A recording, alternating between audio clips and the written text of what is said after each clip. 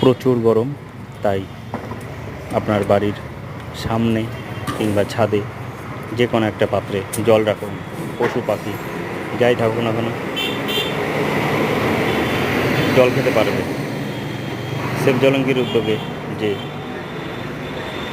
নাদা দিয়ে প্রত্যেক রাস্তায় মোড়ে কৃষ্ণনগরের এই ধরনের নাদার মধ্যে জল দিয়ে রেখেছে। দেখুন কত সুন্দর জল খাচ্ছে। অসংখ্য অসংখ্য ধন্যবাদ সেফ জলঙ্গিকে।